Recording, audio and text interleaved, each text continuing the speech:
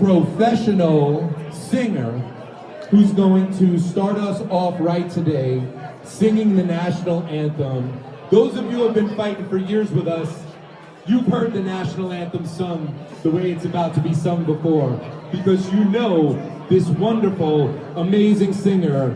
Give it up for Lisa Eden. Give it up.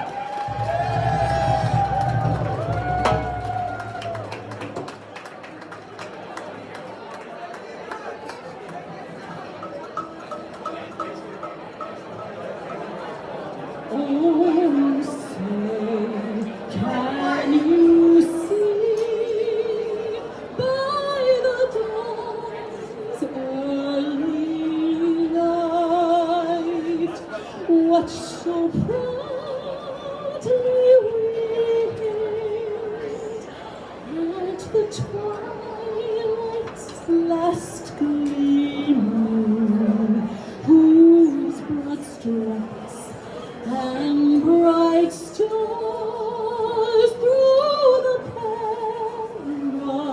perilous fight o'er the ramparts we watched were so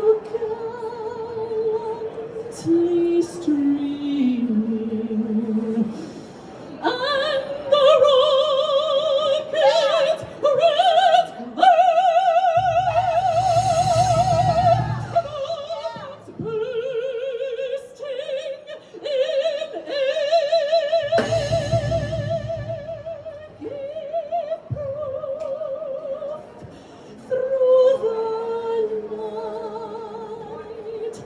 that our flag was still there.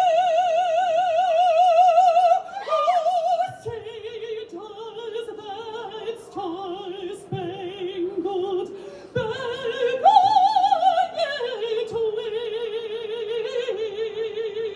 wave o'er the land of the free?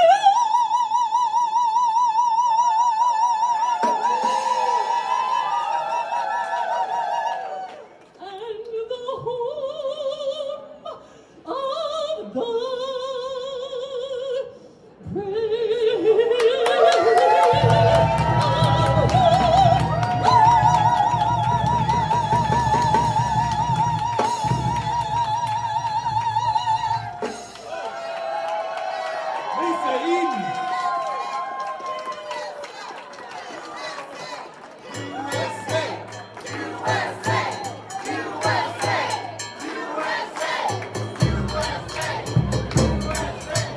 Thank you so much, Lisa. She's done that so many times at so many rallies. Just what an amazing voice. Unbelievable.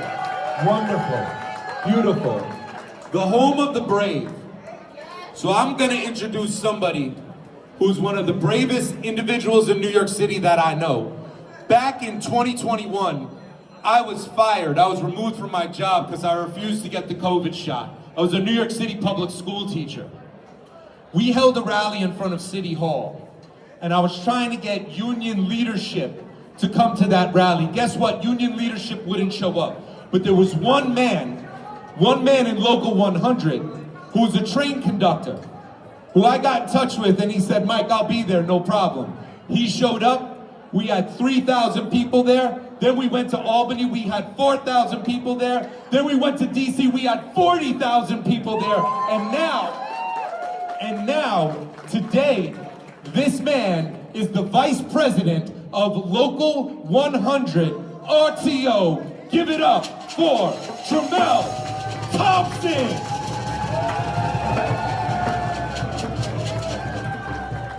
Good morning, good morning. You know, Mike just came to me. I came to be an observer. Mike said, can you kick this off of me today? And absolutely. I remember when we came to Albany, we was fighting for medical freedom, and we still fighting for medical freedom. But I thought it was my body, my choice. That's what I thought it was all about, correct? Right. They allow you to get abortions. They allow kids to transition, chemically castrate them. But for some reason, when it came to this vaccine, they said it's not your body, your choice no more. And I couldn't stand with that. Now, during this movement, I started this with Mike from the beginning, and I'm happy that he invited me to City Hall. A lot of people didn't know that I was vaccinated. But once again, it was my choice. It wasn't because of pressure. It wasn't because my job was forcing me to get the vaccine. It was my choice. So when I decided to stand with everybody who wanted to have a choice, I did that. So what I did outside of Albany, one of these doors, in front of 4,000 or 5,000 people, I tore up my vaccination card. And the reason I did that was because if my friends who decided not to get the vaccine couldn't go into an establishment, then I wasn't going either. It was as simple as that. It was as simple as that, because it's all about the choice. It's all about freedom, and it's all about the brave. And everybody here today is brave, because a lot of people caved in, including our elected officials. And that's why we're here today, to remind them that they work for the people and no one else, right? And we had all these rallies going on in New York City, no kings. But in my eyes, the kings was the people who said, if you don't get vaccinated, you're gonna lose your job. That's king behavior. Is it not? Is it not? When they said, you know what? You go choose between feeding your family and this experimental vaccine, because I was paying attention from day one. If you go to clinicaltrials.gov, they started the vaccine out with saying that it will prevent you from getting COVID. For the next year, 5, 6 times, they moved the goalpost to, well, you just may not die. Now, if that's not an experiment, can somebody tell me what that is? That's an experiment. But one thing we're not going to allow them to experiment with is playing with our families, playing with our lives, and playing with our careers, because that's exactly what they did. So just like I did on day one, I'm going to continue to stand with the people who believe, who truly believe in my body, my choice.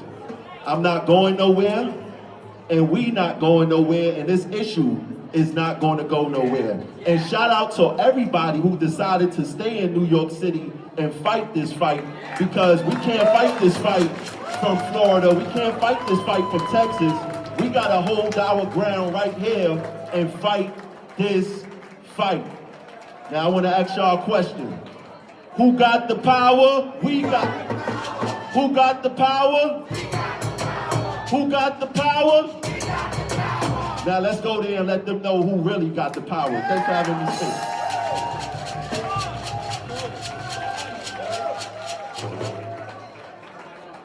Hard act to follow over there, Tremel Thompson. He's been fighting for this for a long time. He's a civil rights attorney who's been fighting for fired unvaccinated workers for a long time. This man does not stop, can't stop, won't stop. Even when the courts try to stop him, he spends thousands and thousands and thousands of dollars forcing them to turn over their documents, forcing the truth to come to light. The founder of the Donald J. Trump Republican Club, Jimmy Wagner.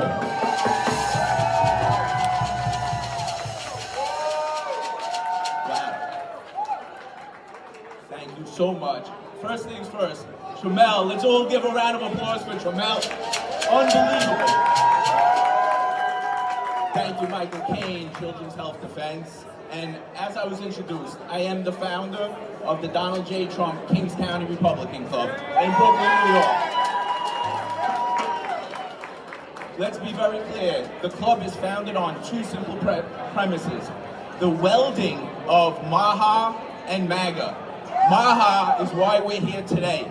Everyone believes the only reason people are leaving New York State is over taxes and money and Kathy Hochul. That's not the only reason. A primary reason is the people are not allowed to have their own rights anymore. I was introduced as a civil rights attorney. For years, I've been a religious rights attorney. There's nothing more intertwined than religious rights and medical freedom. Amen. My body, my choice is the ultimate medical freedom. For 40 years, 50 years, the Democrats have told us, my body, my choice. In one quick year, it quickly transformed to government's body, government's choice. And that's just not true. It's not allowed to happen. And we need to continually fight to stop that from happening every single year, every single month. Because if we do not fight, we are going to find ourselves in a complete controlled state where the accidental governor is now putting together bills when she decides when you live, when you die, who lives, who dies, what goes into your body. Your personal choices matter no more. So, as they recently just stated, I recovered thousands and thousands of documents from the New York City government that unequivocally our government, down in the city at least, I'm coming after the state, was planning to deny every single city worker, every single union worker, their religious rights. And they put it in writing and they actually called it BS. That your religious rights are not BS. Your medical freedom rights are not BS. They are ingrained in your souls. They are ingrained in the ethos of New York State. And we existed before the federal government. We existed before. We existed before the Democratic Party. Your rights, your medical freedom rights are inalienable. While we sit here in New York State, walking down the corridor, we see all these beautiful union workers. All working is a right. And I would hope all of these union workers recognize and understand the Democratic Party is who prevents you from striking. They will not give you, the public sector workers, the right to strike. Democrats have been in control of our assembly, our Senate, and our governorship for the last 30 years. And guess what? Who can't strike? Workers can't strike in New York State. So when we take that and we put that together, your workers' rights are a natural right. Your medical freedom is a natural right, and your religious rights are natural rights. And I'm going to ask everybody here to get up to their legislatures, fight for those rights, because if the government takes them away, you're never getting them back. Thank you, Mike. Give it up for Jimmy Wagner. Fighting for our civil rights. Fighting for your civil rights. A lot of people here. We got fired unvaccinated workers. We got people fighting for parental rights. We got parents whose kids were kicked out of school because of their sincerely held religious beliefs. But we also have people who've been injured and family members of those who have been killed due to vaccination. And I'm gonna bring one up right now. Shanticia was the mother of a beautiful 1-year-old girl who happened to miss her 6-month well baby checkup. When she showed up for her 1-year-old checkup, she was told, your baby has to catch up. That baby was given 6 shots, a total of 12 vaccines in one visit, and 11 hours after that happened, this beautiful little 1-year-old died. This is a tragedy, and this beautiful, brave woman and her family is here to share this so that this never, ever, ever happens again. Coming up to the microphone, Shanticia, family, come on up. Shanticia.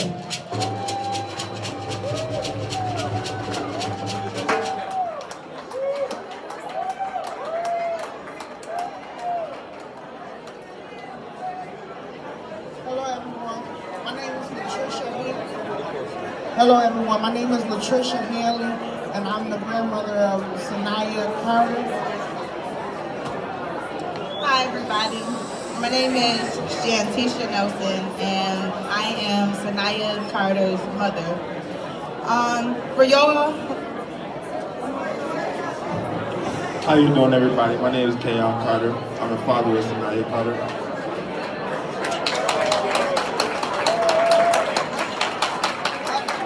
So, for those of you who don't know, on March 27th of 2025, I took my daughter to her actual 12-month vaccine appointment.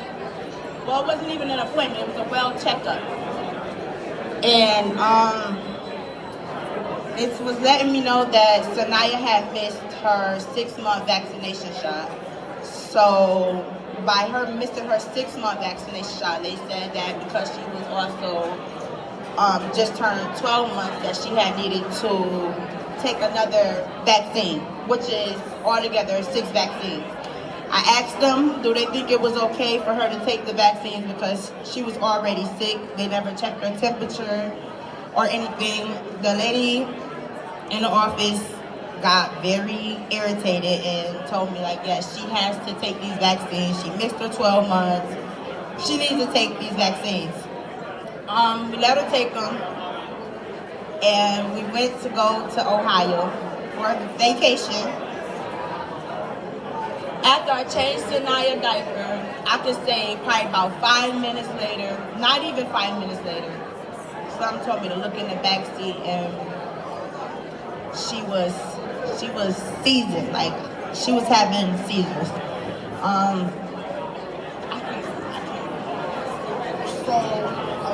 After she started having the seizures, the ambulance was notified, and when the ambulance got there, they looked at Sanaya and they kept telling the mom and dad that she was okay, she was gonna be okay. They really didn't want to take her to the hospital, but mom kept insisting like, something's wrong, this is not my baby, something's not right, I want to take her to the hospital. By the time they got her to the hospital,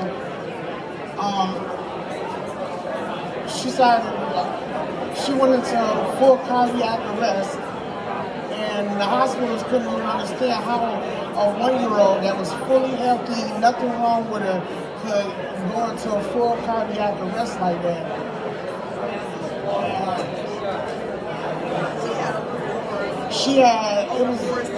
It was over 4 seizures by the time she got there, and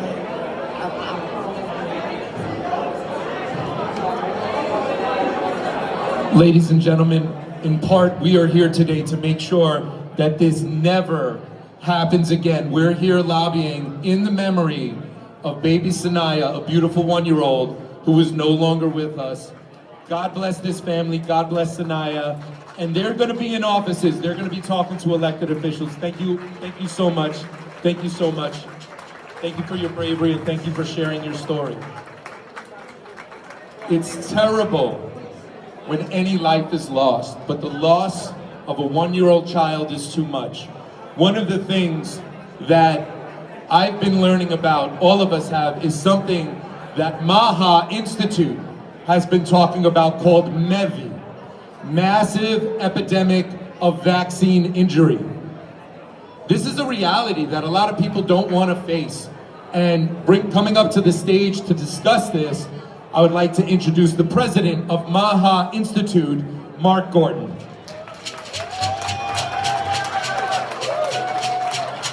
Thank you very much, Michael. It's an honor to be here today with so many people who have come here to fight for the health of our children and our families. I know it takes time from everybody. No one wants to come up to Albany. No one wants to be here taking time out of your busy schedule to try and plead with legislators who don't really understand what we're here for. And we're here fighting for the health of children, but the people who are also supporting vaccines believe that they are supporting the health of children. There is, of course, a giant vaccine scam that has been perpetrated on us, where the side effects of vaccines have been denied and covered up for decades in a well-funded, well-orchestrated fraud. We are now living with a massive epidemic of vaccine injury. MEVI. We have this fact sheet here, which I would encourage you to look at. The scope of the epidemic of vaccine injury is enormous. We talk about the epidemic of chronic disease, but 70% of all chronic disease in this country are vaccine injuries. 40% of all kids are vaccine injured.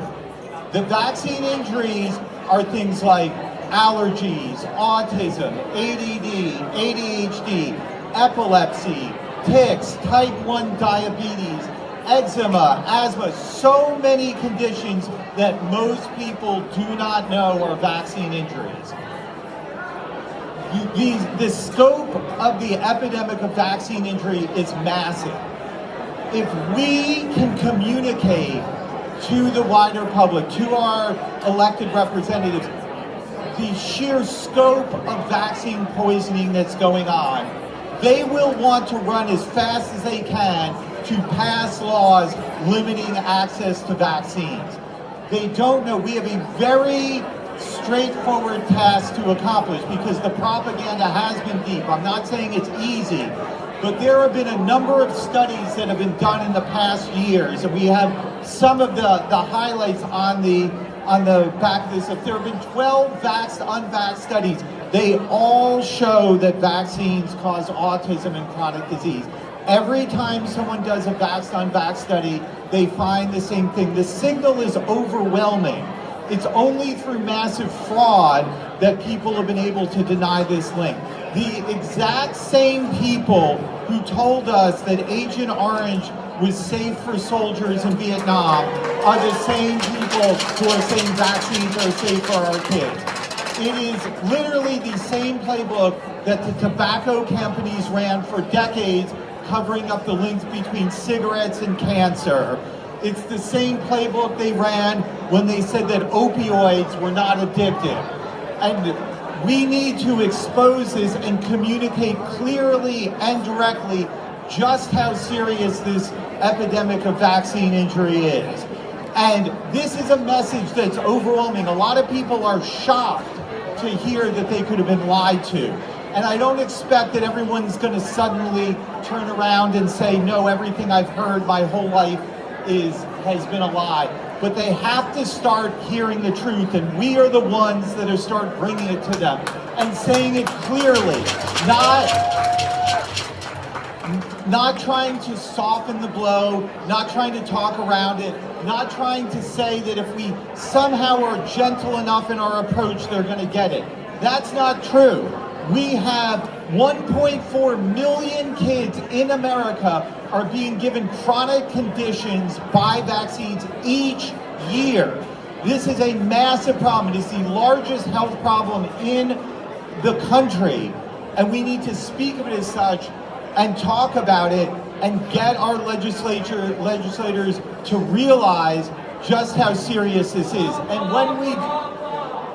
when we do that, all the things we're asking for, health freedom, end of vaccine mandates, the right to have your doctor guide your medical care, all of those things will seem easy and common sense, and they will want to bring those policies into effect. So please, take our little handouts, communicate the message, tell them about MEVI. MEVI, the massive epidemic of vaccine injury. We have an acronym and we need to use it because acronyms matter in communication. So thank you very much, Michael. Thanks everyone for coming out. I'll see you. Mark Gordon is the president of MAHA Institute. It's really fantastic when we have elected officials right here in Albany who take the time to come down here and show their support for us and to speak with us. And we have that right now. I'm so thankful for his patience in waiting, and I want to bring up to the microphone right now Assemblyman Michael Novikov. Thank you so much.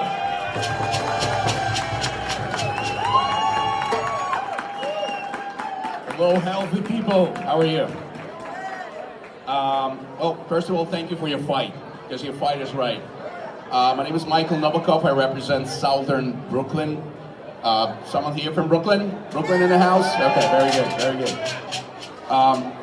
You know, I'm not here to talk about if the vaccination is good, is it bad. I'm not a scientist, I'm not a doctor, but all I know, and by the way, I do flu shots. I think it works for me. However, I think that no one in this country should be punished just for the fact that someone refuses to take a who shot a vaccine or anything of that type. No one should be punished in any way. That's number one. Number two, those people who were punished during the pandemic, the craziest time in the world, in our country, they should be reinstated. They should be compensated, because what the government done to these people is absolutely wrong and absolutely evil. And I'll be fighting for this cause. And thank you so much for fighting for this right here, right now. Thank you. Freedom, freedom, freedom. Fight, fight, fight. Thank you. Okay. Reinstate and compensate. Reinstate and compensate. Reinstate and compensate. Reinstate and compensate. Reinstate and compensate. Reinstate and compensate. Reinstate and compensate. Reinstate and compensate. Reinstate. Reinstate. Reinstate. Reinstate. Reinstate. Reinstate. Reinstate. Reinstate. All right. Spirit drummers. It isn't a rally without the spirit drummers, at least in New York. At least in New York, that's how it goes. Okay, so coming up now is a New Yorker, an amazing, powerful, strong voice for medical freedom who really came alive when the COVID psyop took control of everyone here. She has been supportive of Children's Health Defense. She has been supportive of our rallies here in Albany, and she has led groundbreaking work, some of the earliest work now known as the Pfizer Papers, showing what Pfizer really knew, what they really knew about how dangerous the Pfizer COVID vaccine is. By now you should know who I'm talking about. I'm talking about the amazing Naomi Wolf.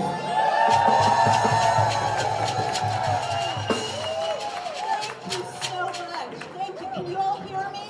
Yes! I just want to say, like 5 or 6 years ago, I was standing with the bravest, New York's bravest, in a park, one of the first rallies, and I remember looking around and thinking, where are all the other reporters, right? They were pushed to the side. And then 2 or 3 years ago, is this working? Yes. I was here with you all, and we were a marginalized group of weirdos, according to the culture, engaged in imaginary science, and we were being silenced and pushed aside.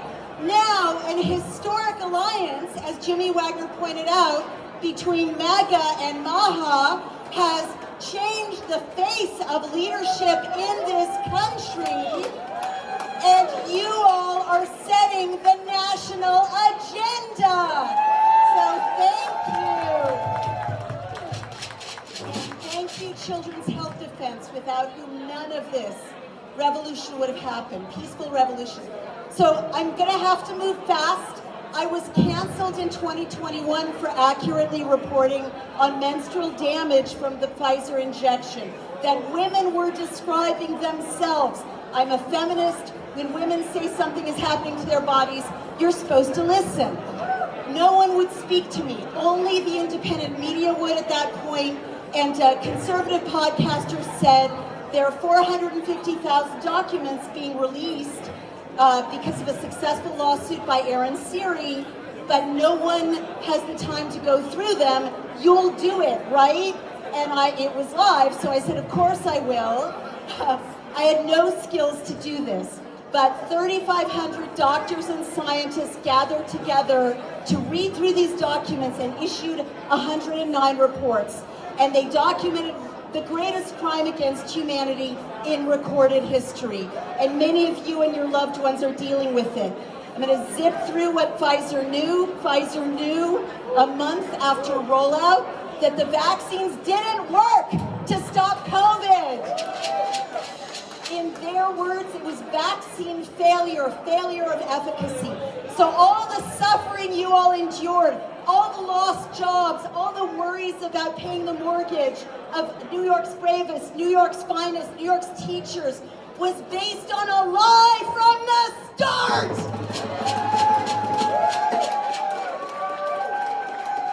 Pfizer knew there were 142,000 serious adverse events, not chills, not fever, not pain in the injection site, strokes, thrombotic thrombocytopenia, florid neurological events. Pfizer knew by May of 2021 that this injection caused heart damage in minors, but they covered it up. And our work was the basis of a Senate hearing at the start of this administration. Pfizer knew that this material did not stay in the injection site, as they told us, but it biodistributed to every part of the human body, accumulating in liver, spleen, adrenals, accumulating in liver, spleen, adrenals, crossing the blood-brain barrier, accumulating in your ovaries if you're female, accumulating in your ovaries if you're a woman, and blocking your ovaries. They knew that. Pfizer knew that half of the serious adverse events, including the stroke and the kidney report, took place within 48 hours after the injection. This included deaths. They did not tell you. 81% of the women in one section of the Pfizer documents who were pregnant lost their babies. And not only that, but if you look at the Pfizer documents, they don't really mention respiratory issues, mucous membranes, other things you'd expect from a respiratory disease. They are centered on disrupting human reproduction. So they block the ovaries. Pfizer gave a report to the White House in 2021 called the Pregnancy and Lactation Report, showing 2 babies died in utero from, quote, maternal exposure to vaccine. They knew it crossed the placenta, weakened the placenta. They had a chart they showed the White House proudly, showing tens of thousands of women suffering menstrual dysregulation of the most horrific kind, no menses, hemorrhaging, and unsurprisingly, human fertility in the West is down 13 to 20% in the vaccinated countries. So I could go on and on. It turns out that the IP was transferred to China in 2021, our serious enemy. They're the ones manufacturing and distributing this injection now. I will zip to my closing. Many other horrific outcomes. I will zip to my closing. This massive assault on humanity is unprecedented. But again, it didn't work. The outcasts of 2021 are leading the administration in 2026. It is a miracle that RFK Jr. is in charge of HHS. It is a miracle. And I have been critical in the early days as I was waiting for action on this vaccine, but he's taken action in the way that he can in power on this vaccine, using the bully pulpit, cleverly using adjacent entities. I'm not saying he did it, but a PAC, an institute. The uptake of this vaccine is down to 7%. That's RFK Jr. and his allies being strategic. They did that. He deserves credit, and his allies do. Dr. Jay Bhattacharya at the NIH, Dr. Harvey Risch advising on oncology. It is a miracle that people who want us to live instead of people who try to kill, maim, injure, and drive us out of work are in charge of our country. That's because of you. It's because of CHD, MAHA Pact, MAHA Institute, RFK Jr., all the heroes. You guys, thank you for saving humanity. I love you very much.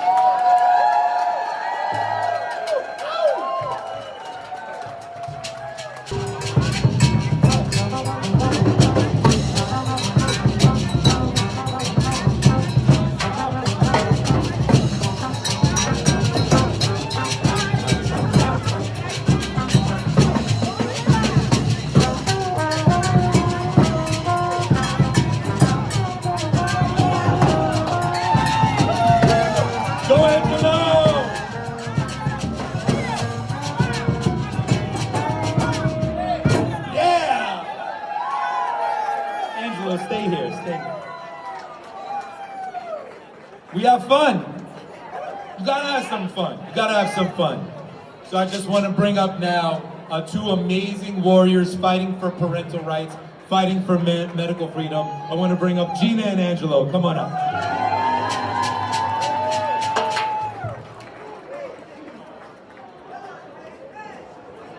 Okay. So when Angelo was born, I was very naive about vaccines.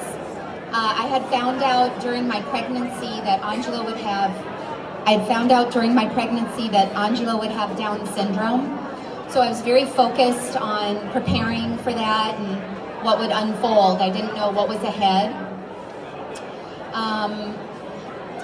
So I never questioned his pediatrician's recommendation about vaccines. I didn't even question the recommendation that he would have extra vaccines like the 2009 H1N1 series. So, but early on, despite having Down syndrome, Angelo was doing really well. He started all the early intervention therapies, and he was thriving until he was about 2.5 years old. And then something shifted. He began to seem like he was just really uncomfortable in his skin. He seemed to be in a lot of pain, even though he wouldn't be doing anything, he'd just be sitting there. He lost his appetite. He would wake up in the middle of the night crying a lot. He'd be exhausted during the day and want to take these really long naps. And I remember one of his therapists saying to me that maybe he should be diagnosed with failure to thrive. And I was just very confused because he had been so vibrant when he was very young as a baby. So Angelo would eventually be diagnosed with juvenile idiopathic arthritis, and along with that, his body seemed to just explode with autoimmune diseases, including alopecia. So he used to have a full head of wavy hair until he was about 6 years old. So fast forward to 2020 and the so-called COVID pandemic, which is when I really began to understand what vaccines really are. And like many of us, I began to do a lot of research, my own research, first on the COVID products, but then I began to learn about the morally reprehensible truth about the vaccines that are recommended for our children. How many are developed and made using cell lines from human souls and mixed with toxic chemicals. And as practicing Catholics, this is a grave violation of our beliefs. I also started to put the puzzle pieces together and finally could see clearly that there was a direct, unmistakable cause and effect relationship between receiving 30 vaccines by the age of 5, including one from a recalled batch that I researched, and the rapid decline of my son's health. I felt terrible guilt with the realization that Angelo is vaccine injured and that the vaccines that he received are the root cause of all of these autoimmune diseases. The reason he has pain in his joints, the reason for his hair loss, the reason for his vision loss. Angelo's a teenager and he just went through cataract surgery last month. So for the 2024-25 school year, that was Angelo's first year of high school, his doctor submitted a medical exemption for him detailing why any additional shots could be detrimental to his health. And 6 months later, it was denied. Angelo's doctor submitted a second medical exemption with additional reasons, and that was denied. And finally, a third medical exemption was denied. And Angelo was kicked out of school on his 17th birthday. My son, as you probably have seen, is very social. He makes friends easily. He's always loved the whole school experience.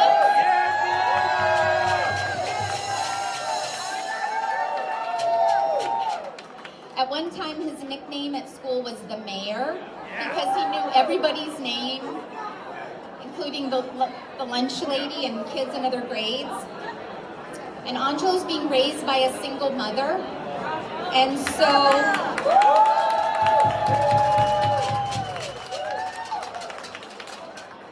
I think school has always been that place for him to find the larger community. So I want to be careful about how much Angelo has to relive the ugliness of what has happened, because this has resulted in real harm to him in many areas. But I think being here surrounded by all of you helps a lot, right? To know that people are fighting back and that we're not going to stand up to this tyranny and that we cannot obey unjust laws.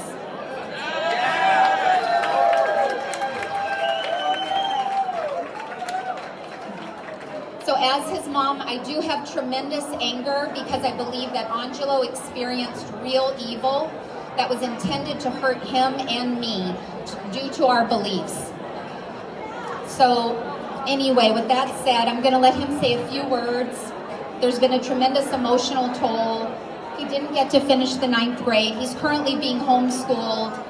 He stopped receiving therapies for a very long time. He started stuttering. But things were moving forward. So I'm going to let him say a few words.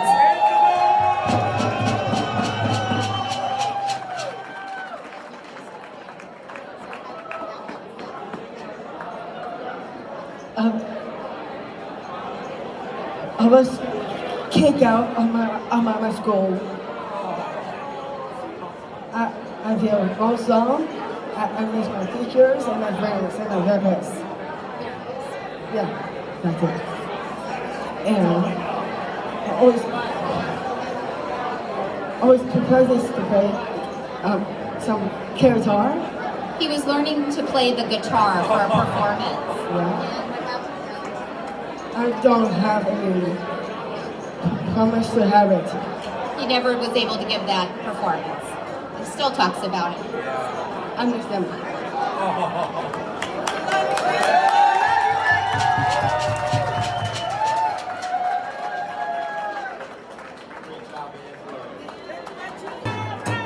Hands off our children. Hands off our children. Hands off our children. Hands off our children. Hands off our children. Hands off our children. Hands off our children. Break it down like hands off the children. One more time now, hands off the children. 2 more times now, hands off the children.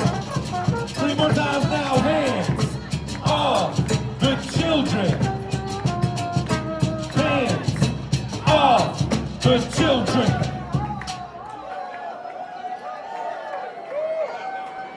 I love these buttons that say vaccine injury happens. It does. It does.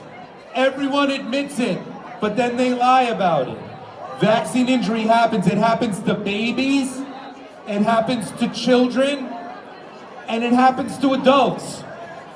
So I'm gonna bring up 2 adults who have been vaccine injured. One of them I met up here. I met here because I just kept seeing her at every rally. I kept seeing her in the front. I kept seeing her listen to me, listen to John Gilmore, listen to everybody that had something to say. I saw her activate. I saw her get engaged. And I didn't know for at least a year or 2, the reason that was because she was injured by the Pfizer vaccine. And I want to call her up now. Helene, come on up, tell your story.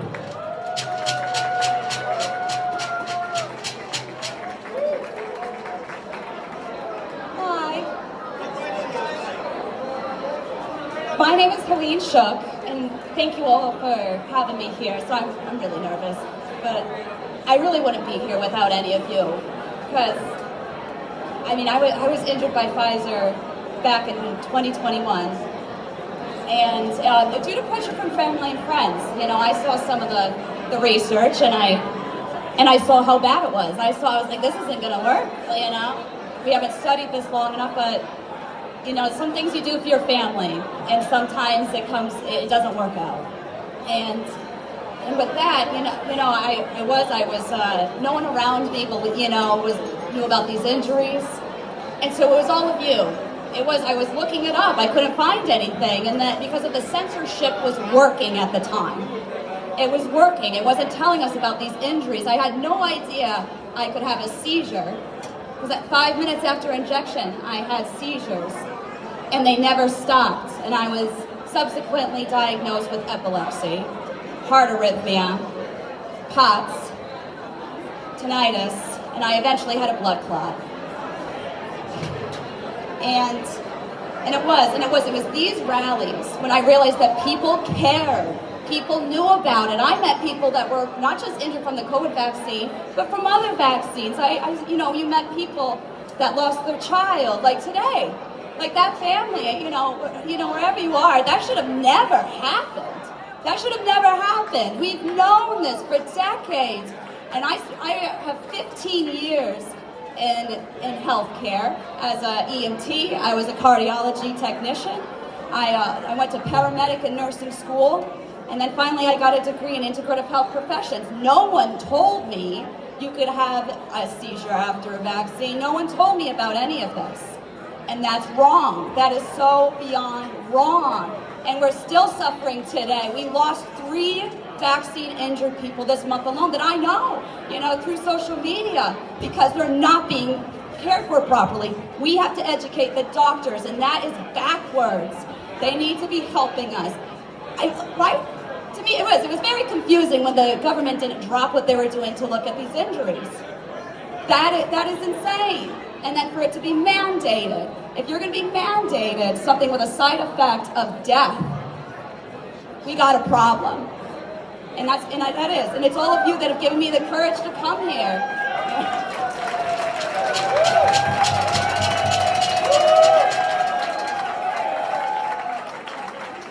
And I come here today to talk about the people that can't come here, that can't show up. They're still in the hospital beds.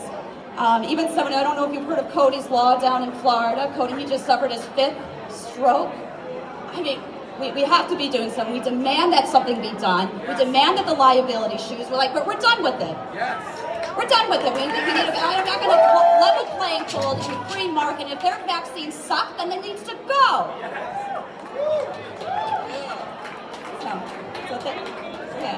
So thank you all for inviting me here. I hope we can really come into these legislatures and all these matter.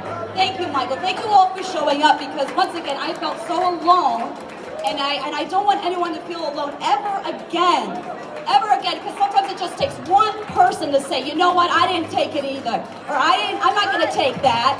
And if I had that one person, maybe I would have had the courage, but now, you know what? I'm gonna bring that courage, and I'm not gonna wince ever again, no hesitation. And I hope to bring that to others. So thank you.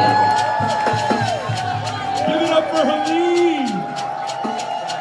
That was fantastic. Some of you remember Governor Hochul tried to institute the legality of quarantine camps if and when she so chose them. Anybody remember that?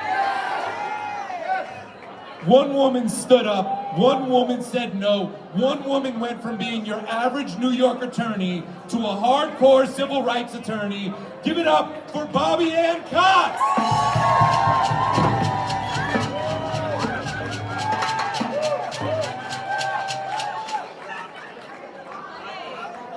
Hey everybody, great to be back in Albany.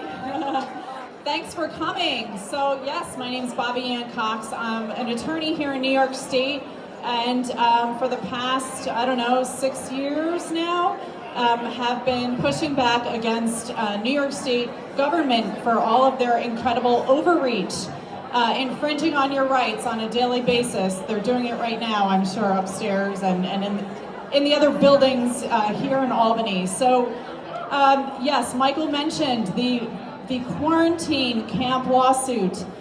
We fought that lawsuit starting in 2022. It went until 2025. So last year it came to a resolution.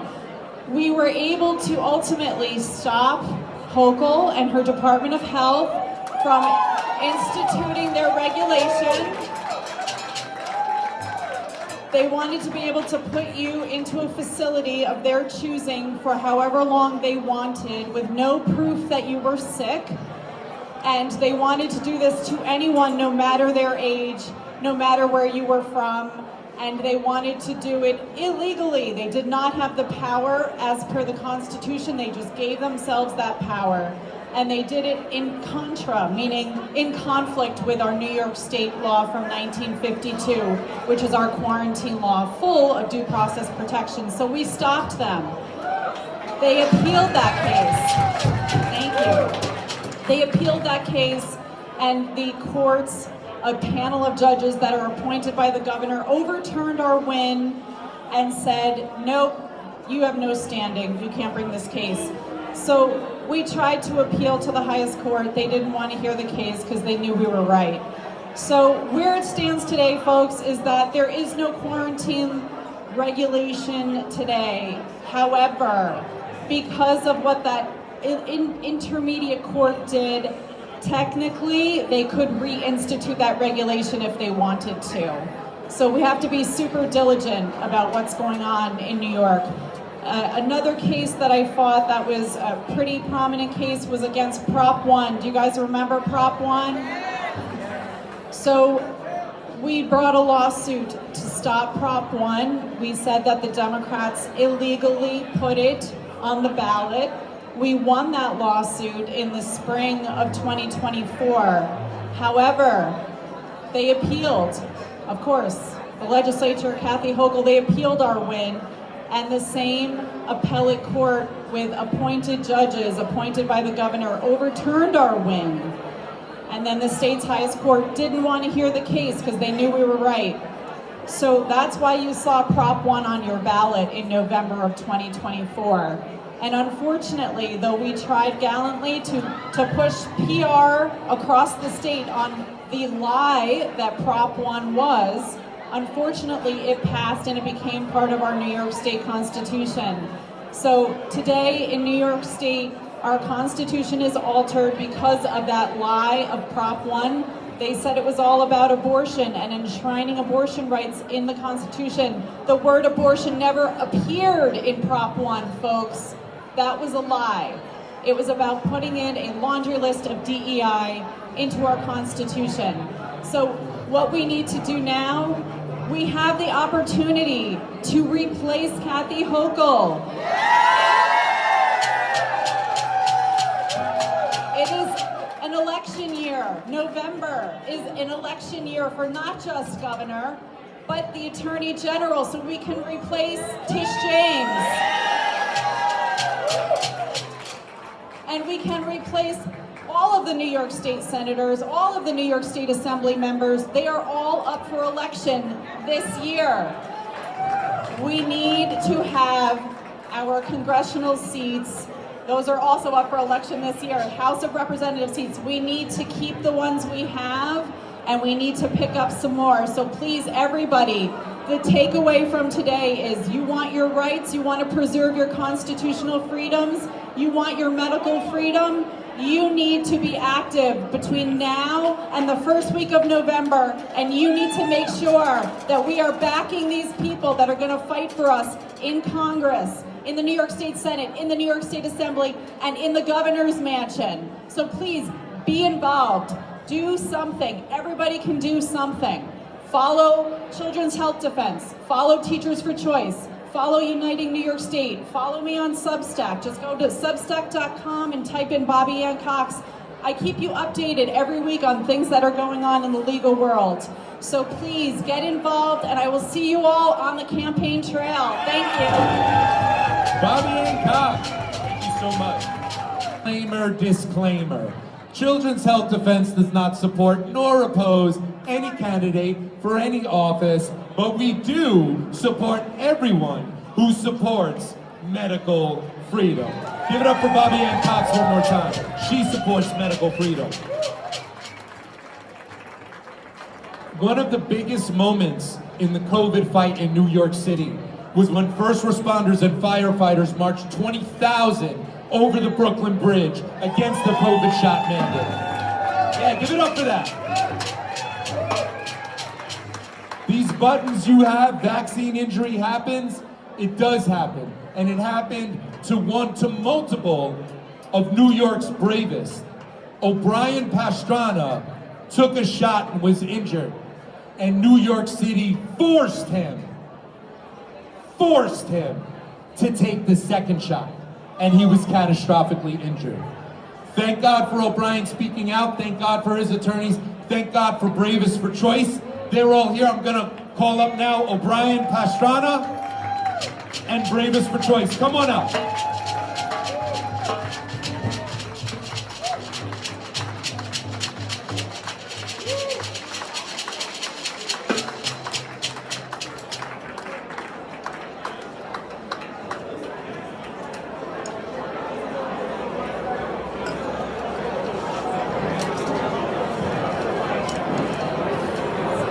Morning.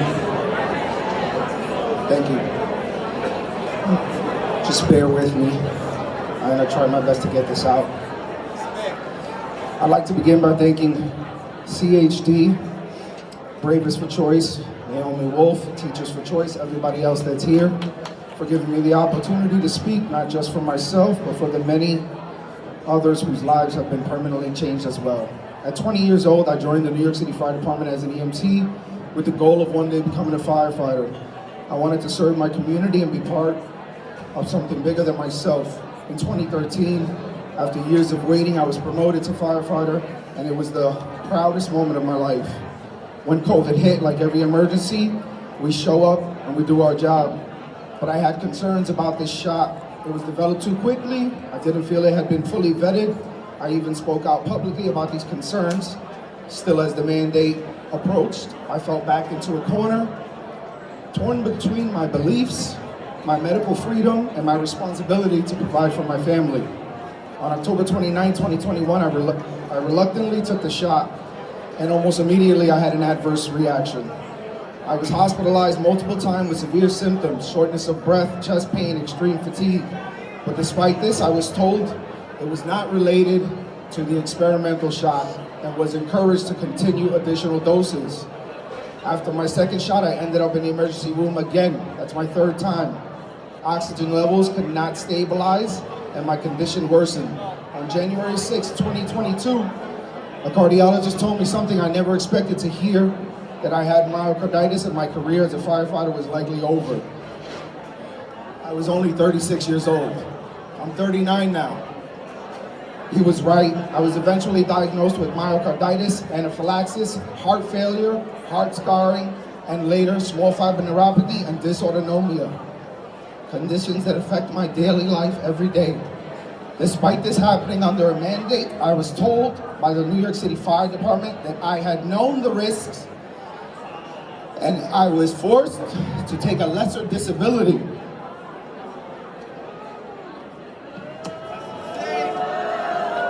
It didn't just cost me my job, it cost me my life, my identity, and now my family. No one should ever have to go through this.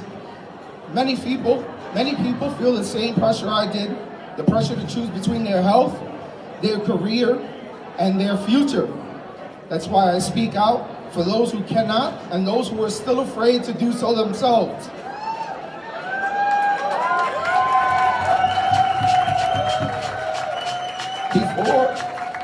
Before I leave you, I want to say just a few names. Firefighter Jesse Gerhard, 33 years old, died of a medical episode. Firefighter Vincent Malveaux, 30 years old, died of a medical episode. And firefighter David Summerfield, 38 years old, died of a medical episode. This is just a few. This is not normal. And medical freedom should never be something people have to fight for. Thank you.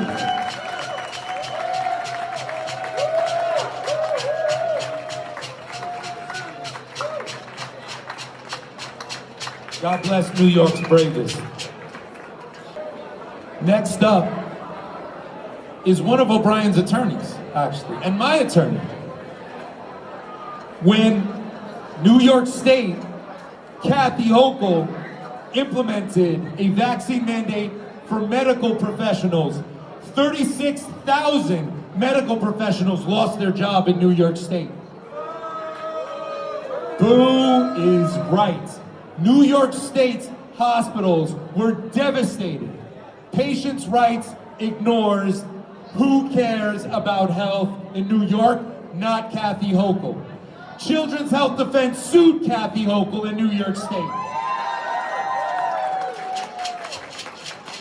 It took time, but eventually the attorneys with Children's Health Defense were able to overturn Governor Hochul's medical vaccine mandate as illegal. Give it up for that.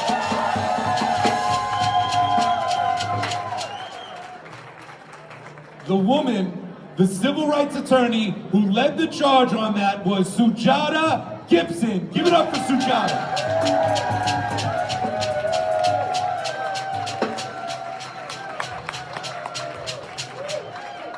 I'm so glad to be here with you all. My name is Sujata Gibson, and I'm a civil rights attorney here in New York, working as outside counsel to Children's Health Defense.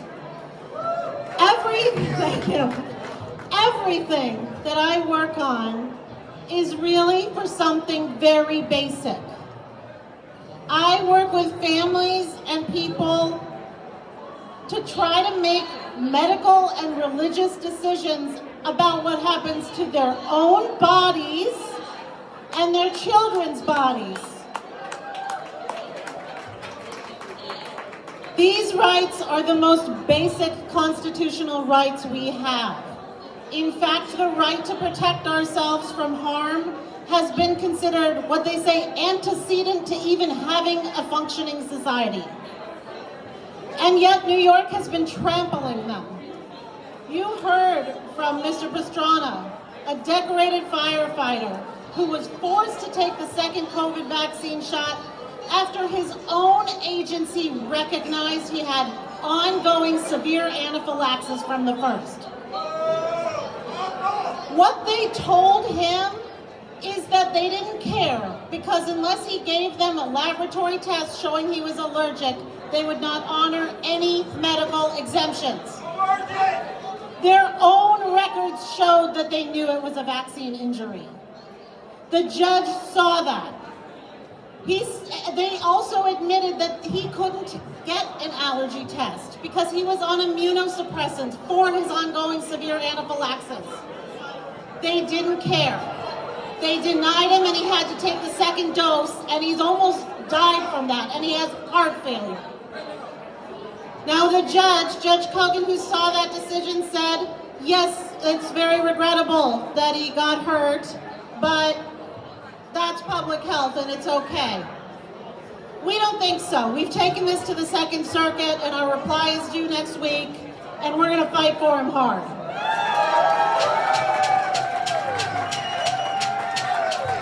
It's not just employees being treated this way, it's children too.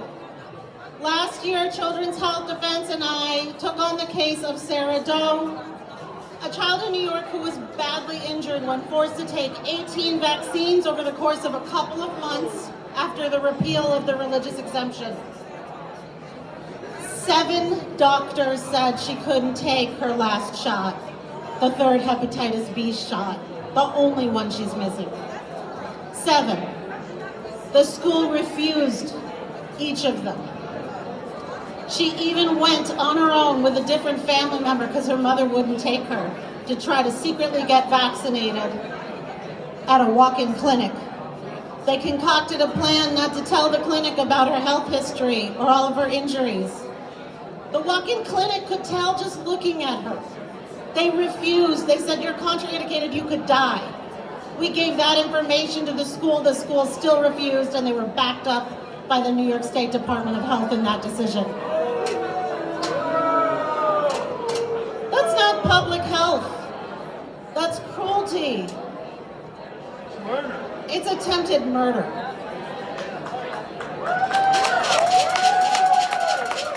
Thankfully, Judge Brown in the Eastern District recognized that this was not okay, and he issued a preliminary injunction allowing Sarah to go back to school this year. He also became the third federal court to hold that schools are not supposed to be making these decisions and second-guessing doctors. And yet, across the state, we find schools are still doing it, and the Department of Health has even written letters to every school district in the state telling them to still do it until and unless they are enjoined by a federal court from saying that. Well, we've sued them, and we're working on that. I have some other good news I'm going to tell you right now. I can't give you a whole lot of details, but we're working on the religious exemption too.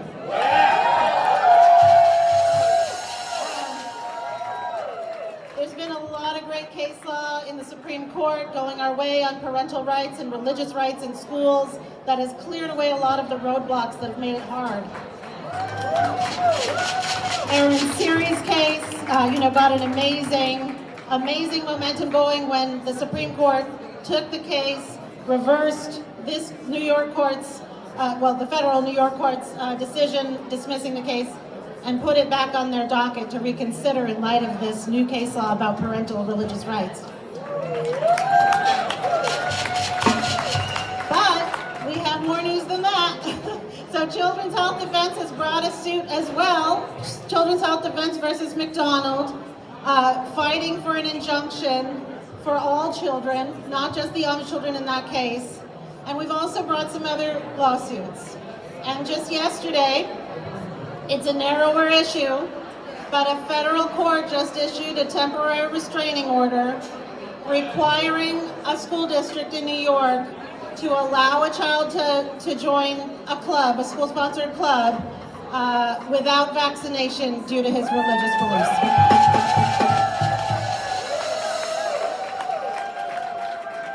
So, pray. I can't give you a lot of details right now, but, I'm going to need your prayers. We have a hearing, an emergency hearing on Wednesday to see if the judge is going to convert this into a more permanent preliminary injunction. So if you think about it on Wednesday, try to remind yourself, send your prayers, send your thoughts. We are fighting for religious rights in New York, and we are not going to stop until they're honored.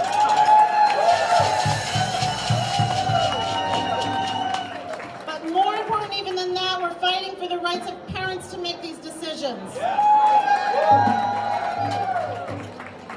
So anyway, it's great to be here with you. There's so many people that are going to speak, and I know that you're anxious to go talk to your legislators. I really hope you do take that opportunity.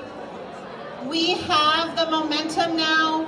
We have the moral authority. We are starting to get the courts on board. We need you to go talk to them, explain to them this isn't okay. People like Mr. Pastrana, people like Sarah Doe, these children that are getting hurt, these families that are getting persecuted for their religious beliefs, that doesn't have to happen, and they can stop it. So thank you so much for being here. All right. So Sujata brought up two things that are really important, the religious exemption and the medical exemption in New York. You might have seen these packets that say Autism Action Network, Teachers for Choice, MAHA, Children's Health Defense. These packets have legislation on it that we want to see move forward, including bringing back the religious exemption of vaccination, including making the medical exemption solely at the discretion of a child's doctor who sees them, who knows them. And I have some good news. There's a group of moms who came up here that went over into offices, and they just got Democrat Nader Sage to sign on to the Education for All ads, protecting the medical exemption.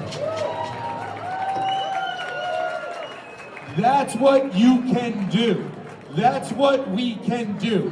When you come here, when you go talk to your elected officials, and when you complete this scavenger hunt, we have an impact. And now, the best person in the world to describe the scavenger hunt and what you're about to do, we have about 2 more speakers, but who's gonna describe it, make sure you get this. John Gilmore, come on up.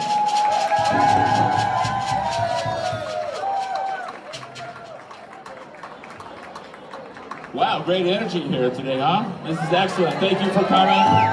It's a cold day. All right, so we've been doing the scavenger hunt for the last couple of years, and it seems to work out pretty well because it ends up putting a couple of hundred letters in a lot of legislators' offices about our issues, and that alone gets their attention because I don't think other people do that. So if you haven't got a packet here, folks, there's a bunch of them around. Plenty, I think people are still passing them out. So what this is, it's a packet of 9 letters. It used to be 7. We gave you some more work this time, right? And it's basically letters that go to the key people around here: the governor, Andrew Stewart Cousins, the Senate Majority Leader, Carl Hastie, the Speaker, and the chairs of the key committees that deal with our issues. So what you're going to do, it basically just tells them we are in favor of some stuff and we are against some stuff, which I'll talk about in a second. All you need to do is basically on each letter, take a look at it. You just need to sign it down at the bottom and put your address on it. The address is important, okay? Particularly with your own legislators, because I want you to go to your own senator, state senator, and your own assembly member, right? And they only really care what their voters say, right? So you're going to need to look that up. If you don't know who they are, take your phone out. There's some websites here. You just need to put in your address and look it up. And I have a feeling everybody here has a pretty good idea who your elected officials are, right? But you can do that. And then you just run around the building giving it out, right? And that's kind of all there is to it, but it seems to really help. Because maybe people have said this before, but we lost our religious exemption in 19, right? And they kept us out of the building for 3 years, but we were protesting and protesting and protesting and making much noise as possible. And in 6 years, they have not passed any bad vaccine bills that we have fought. And it's because of what you guys do. It's as simple as that, okay? We don't have bazillions of dollars, we don't have access to corporate media. All we have is the energy that you guys put into this, and it really makes a huge difference. So let's talk a little bit about the agenda, all right? We've got a lot of good bills, all right? We've got a bill to restore the religious exemption.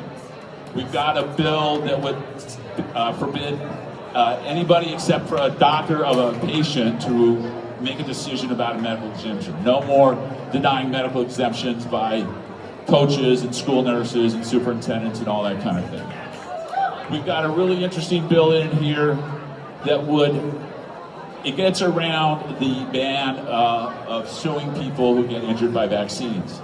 What our bill says is that if you are injured by a mandated vaccine, you may sue the person who or the entity that mandated the vaccine, okay? Can't sue the doctors, they're protected by the federal government. Can't sue the manufacturers, they're protected as well. But if your college makes you do it, if your employer makes you do it, if the state of New York makes you do it, then they would be able to sue. And that's taken a really interesting turn, folks. The world is changing. 2 polls just came out recently. One from basically a Democratic pollster, and the other one was from a Republican pollster. And interestingly enough, they came up with pretty much the same results. And what they found is when they asked people, if you are injured by a vaccine, should you be able to go to court for it? More than 80% of Americans believe you should be able to do that. 80%. We are the overwhelming majority on that one. And yet another one of these 80-20 issues, right? So, the people are on side with that one. So we've got a lot of really great bills, right? There's a lot of bad bills, but there's only one group of bills I think we need to worry about, okay? Hochul and the blue states in general are panicking about Robert F. Kennedy Jr. and what's going on in HHS they're totally losing it over him cutting 2/3 of the mandated shots out of the schedule, right? And basically what they're trying to do with a bunch of different bills, I'm not going to go into details because it's complicated and it's irrelevant. What they're trying to do is to pull the states out basically of the federal public health system, all right? Under their own supposed power. They put together what I call the vaccine confederacies. These states are getting together and thinking they're going to be creating their own CDCs and their own FDAs and things like that. A problem with that one, though, is the Constitution says that states may not form alliances unless Congress says they can do it, right? And Congress hasn't done that. But then they're writing all these bills where they no longer have to pay attention to what the CDC says about shots or the ACIP. They can pick any group they want, and they're by name, they mention the American Academy of Pediatrics of all organizations as the people they would rely upon, okay? They also say that they can use both domestic and international organizations. Well, who could that international organization be who they want to rely upon, right? A couple months ago, Hochul enrolled New York in part of the World Health Organization, right? Well, I'm sure it was a coincidence, okay? So it's a terrible bill. There's about 3 or 4 of them that all kind of do the same thing and they're all kind of interrelated. That's the main thing that we want to stop, right? And if you're going to talk about a bill or an idea, that's when you want to talk about as well as just the whole fact that people are injured by vaccines. You know, it's hard to believe, but some people up there say that it just doesn't happen, right? So that's what I want you to do today. So fill it out. And when we're done here, head up, go through security, and start walking around. So thanks a lot for coming. All right, we got just stepping up a little earlier than normal because we got a lot to do. This is very exciting. We want to get to as many offices as possible. We have some great meetings happening, and we want 100 to 200 of these stacked in their mailboxes, in their doors. That's what you're gonna come to. I wanna bring somebody up here. Hello everyone, I'm Assemblywoman Jody Giglio. I represent the 2nd Assembly District, which is the last exit on the Long Island Expressway. And you know, I am on the phone with concerned parents every day. And by the way, I left my MAHA hat in the car. Because you know what? It is about parents' choice. It is about medical exemptions. It is about religious exemptions, and it's about keeping our children safe and healthy. Isn't that what it's about? That's what we do as parents, right? Yeah. So I want to thank you all for being here today. My office is in the LOB room 329. You can come by, but you can know that I have your back, and I fully believe in the medical exemptions and the religious exemptions. So thank you for being here. Thank you for being here. Thank you so much. Who, when Mary Holland said, I need somebody by my side to represent the Orthodox community that cares about religious freedom, he said, what time and where do you need me? And he got here right away. He is an absolute legend in the Orthodox community and a dear friend of mine. I give to you Moishe Kahan. Come on up, Moishe. Ladies and gentlemen, Moishe Kahan. Good morning. Does anybody in this crowd have more than 24 hours in a day? My clock doesn't have 25. Many of us have to wake up at 4 a.m. to come all the way from Long Island or several hundreds of miles. Now for each one of us here, you probably know dozens if not hundreds who stayed home. And you can say, okay, I dedicated a whole day here and I go home, I've done my share. No way. You get home, that's when your work begins. Wake up your friends and have a local meeting with your legislature there and show them really what the percentage of the people understand what goes on here. Our medical decisions are between us and our own private doctor. Yes. Our religious decisions are between us and God. Our religious decisions. God struck the power down. Okay. Our religious decisions are between us and God. Where does the government come into the picture? I didn't know it.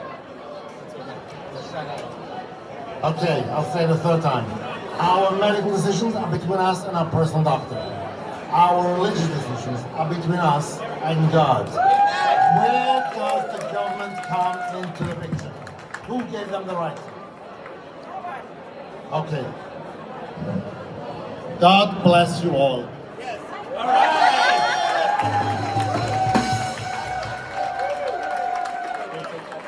I bring up our final speaker. I just want Helene Shook to come up. She has one thing to say about a vaccine injured support group that she helped form.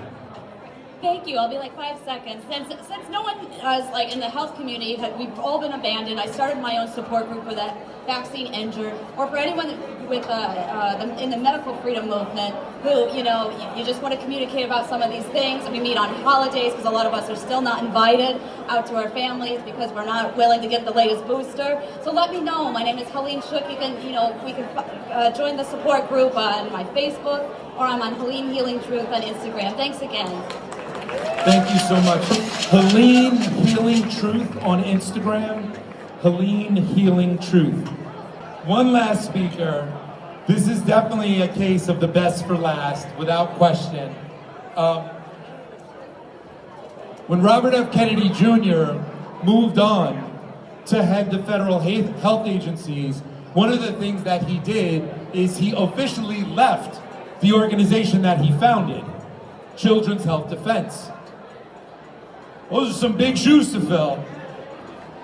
Bobby Kennedy walking on down to DC, but I can say without question, those shoes were filled by an absolute legend, homegrown, right here in New York. Give it up for the president of Children's Health Defense, Mary Holland.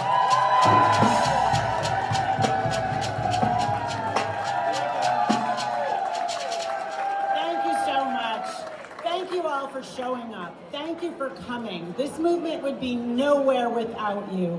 And I want to give special thanks to the incredible spirit drummers who bring out the spirit. And to Michael Caine, who does a fabulous job, and for John Gilmore as well. These people have been at it forever.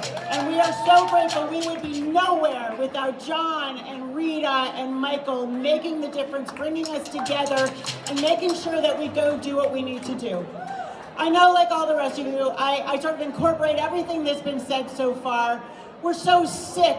We're so literally sick of people being needlessly injured, children being injured, firefighters, policemen, teachers. This is insane. It is absolutely insane. And if we keep doing the same thing, it's just the definition of insanity. And we're here to stop that. And we're here really to get together, to gather our strength, but to go talk to our legislators. That's the purpose of our being here. I have to tell you, I just went and met with a legislator. The legislator's a Democrat. And he was like, well, I support you, but I don't want to be a martyr. I don't want to stand for principle. I don't want to be ineffective. And so our job is really to show what we've been handing out here. There's a massive epidemic of vaccine injury. Almost half of our children have some kind of chronic condition. 80% of 18-year-olds can't serve in the military even if they wanted to because they have a mental or physical challenge. They have some kind of chronic condition. Vaccines are at the center of this. We need the ability as parents and as individuals to make our own medical decisions and to make our own religious decisions, as Moishe Kahan just told us. We've had enough. Go talk to your legislators, but especially we really need to talk to the Democrats.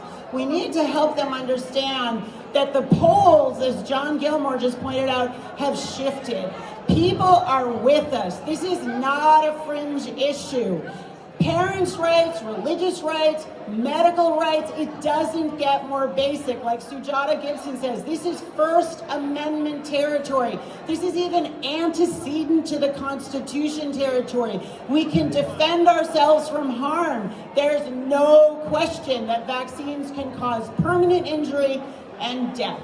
We have to make our own decisions. So go out there, be strong, be audacious, be assertive, and tell them that you're going to vote on this issue. This is a voting issue for everybody in New York in November. And let's make children healthy again. Let's make America healthy again. Thank you very much. Give it up for Mary Holland! Everybody, do not go home. Do not go home. I know you're tired. I'm tired. I know you woke up early. I woke up early. But you got to get into the LOB, the Legislative Office Building on one side, the Capitol Building on the other side, and follow the treasure hunt that was handed out. It is not hard. Your letter will have an impact in the stack of 1 to 200. But if you don't do it, it won't be there. It won't have the impact. It is very important their staffers count the letters. They tell them how many letters that they have received. And most important, the last 2 pages are blank. They're blank because that's your senator and your assembly person. You need to look that up. There's instructions on the front on how to find.